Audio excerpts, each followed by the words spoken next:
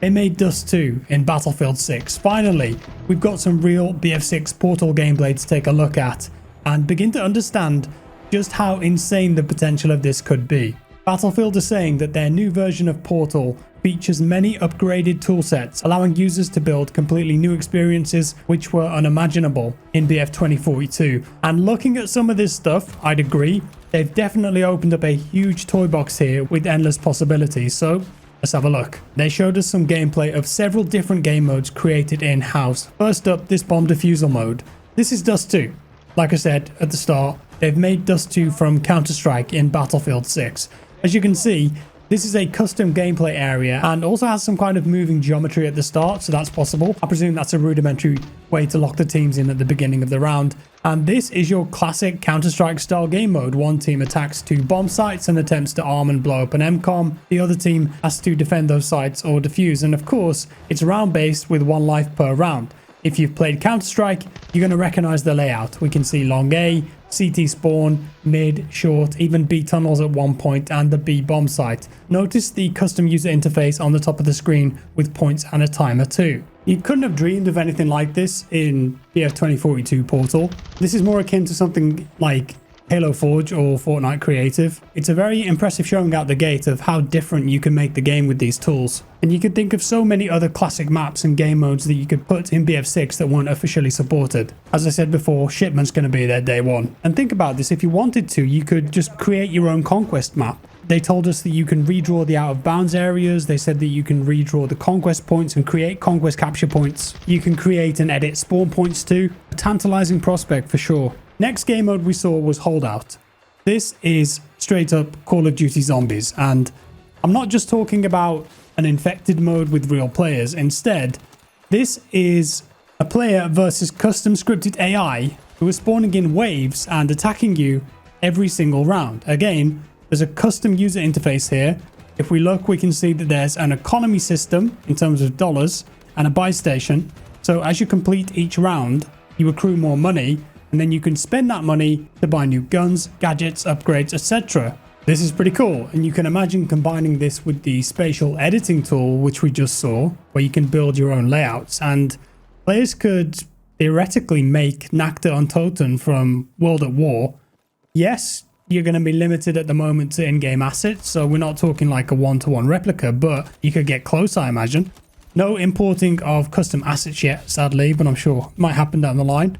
But also imagine the Battlefield release an official Zombies models pack for Portal. So instead of packs or martyr soldiers running at you in waves, you could make your Portal experience so it's what you're seeing here, but you'll be fighting actual zombies with zombie animations. Up next was the vehicle race game mode. Pretty straightforward this one, but it revealed some interesting things about the spatial editor. So at its core, this is a race scenario using jets. We can see a custom UI widget on the top left indicating that there are 4 laps. So they've created a unique course by placing assets on what looks like the Liberation Peak map in the out of bounds areas. We've got laps, custom waypoints to fly through, and a load of geometry that's been placed down. And notice how it's been scaled too.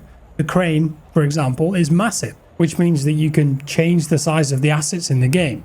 That then means that you could make some CS Rat style experiences and maps, Toy Soldiers vibes. The jets have got their afterburners disabled here too, and they can shoot their primary cannon, so it's more of a death race, I guess. And you can see how these type of race experiences could become popular, just like they did in GTA Online races. You could do this with quad bikes, helicopters, tanks, whatever. We were also told that Portal has custom scoreboard editing, so ideally for this sort of experience you could make a proper race scoreboard with best times, position, etc. Moving on, the next mode was Parkour Extraction.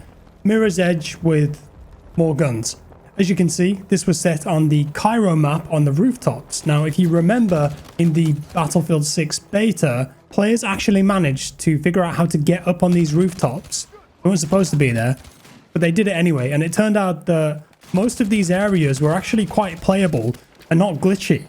And now it looks like that might be because of Portal gamers like this, although they have actually added a lot of assets here to the map to give it more of a parkour assault course feel. the floor is lava, it seems, as well, and if you drop down, you'll die. And it looks like the objective in this game mode is to find the supplies and get to an extraction point. We can see that on the heads-up display at one point. So frantic, chaotic, I imagine.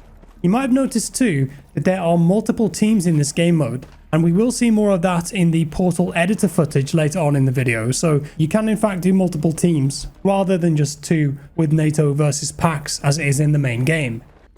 And the final game mode that we got to see was called Top of the World, and you guessed it, this is kind of a twist on Only Up. So whoever's created this has built a massive climbing structure. As you can see, it's kind of like an obstacle course thing, but you can easily fall down. And the goal is to get to the top and secure an objective before the other teams do. And this is again multiple teams, kind of like the last game mode was, but there are checkpoints, so you can get to certain heights and have a checkpoint, so if you die you can respawn there. Also, as you can see, you've got access to your guns and your gadgets, and you can be shot, you can shoot people. So in Only Up, of course, the only way to die is you mess up, you fall, and you take enough damage that you turn into a pile of jelly on the ground. Then you have to restart. But in Top of the World, if you've got line of sight on another team or player, you could shoot at them, you could try and kill them, they can try and kill you. And the objective on this game mode is right at the top, of course, but the overall structure to get up there, it doesn't seem that high, so I don't think it would take that long before people are at the top trying to capture it. However, it does look like it takes quite a while to capture that final objective, so there might be a bit of a skirmish at the top. So I feel like this mode is more of a proof of concept and to show people this kind of experience is possible. You might play this once or twice, finish it, and then that's it. And I'm sure that when Portal releases, there'll be people who are going to immediately start building a more classic Only Up experience where you can't shoot each other, but it goes way, way, way up into the sky, and it's very challenging, and it might actually take players an hour or even 2 hours to get to the top and complete it. Like I mentioned with the jet race game mode as well, people could create a custom scoreboard for this and have best times on it, leaderboards, that kind of thing. Here's a look at the spatial editor. This is what we will have access to for creating experiences, and this is using Godot, which is open source.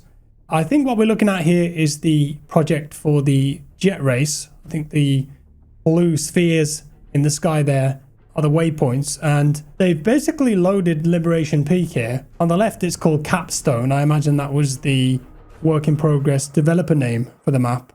But this gives you an idea of the level of control that you're going to have here. You can place assets in the world, you can scale them, you can rotate them, you can redraw the combat areas, you can change where the sectors are, the headquarters. You could make custom game modes from scratch if you wanted to. That's the beauty of Godot as well, because of how flexible it is. Really, if you can think it, you can put it in here. You can import coding too.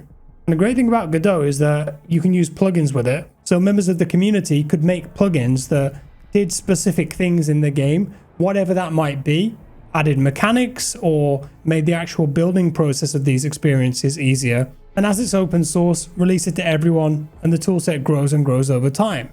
They did mention after launch plans too, and they're thinking about this stuff apparently. They will be updating the tool after launch and giving players more power. They said that they're looking for feedback on what people would want to see, and they're experimenting with transforming landscapes, which would be huge, mixing and matching assets, and lighting adjustments. So you could make night modes, you could potentially add weather effects, wind, snow, rain, whatever, completely changing the vibe of the game if you wanted to. Imagine that zombies mode that we saw earlier, but nighttime. Perhaps you've got access to night vision goggles, but it's raining and windy, adding some atmosphere to the whole situation. Obviously, there will be a massive learning curve with this stuff though, but they are planning on creating internally produced tutorials for basic and advanced tooling in the editor. I'm sure that many people outside of the studios too will create tutorials on YouTube to make things easier for new users. Now, if you want to use the basic Portal Builder tool, you'll be able to load this up on PC, phone, or tablet.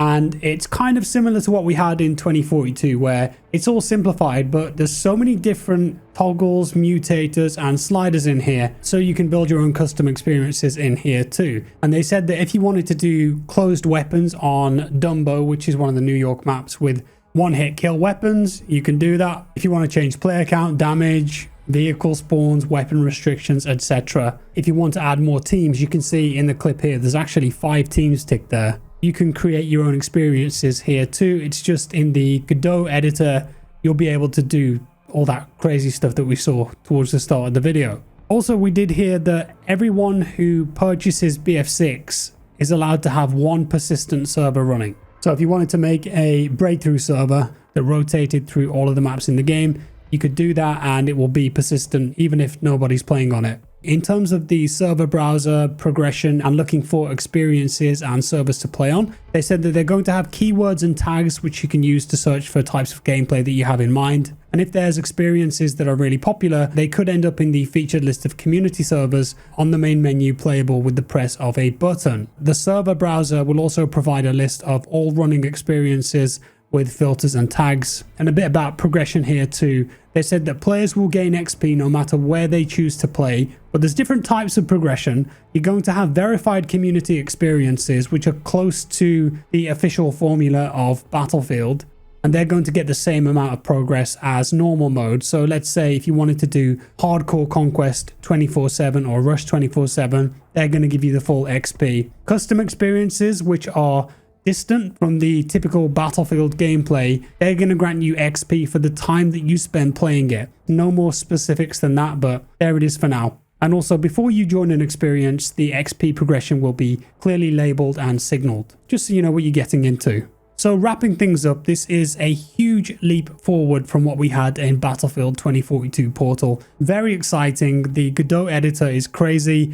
adding spatial editing, coding, plugins, etc. It really feels like endless possibilities there. Stuff they talked about and didn't show, like top-down 2D shooters, scripted single-player missions, Desert Strike style game modes. And overall, this definitely opens up a door. It's another new arm of Battlefield that's separate to the core multiplayer experience. But there's definitely some question marks around assets and memory limits. It would be really nice if they could give us flat, empty maps to work with too, and maybe even the Battle Royale map to make huge experiences. Blue sky thoughts here though. I'd love to import custom animations and assets at some point in the future. I'd also hope that they are thoroughly thinking through how they are going to populate these experiences, and also are they going to implement any kind of incentive for map makers and experience creators to sink hundreds of hours of work into this. Yeah, I know some people will do it for the love of the game, but if there's a financial incentive, more people, more talent might be attracted to it. Fortnite have a great system for that with the rev share.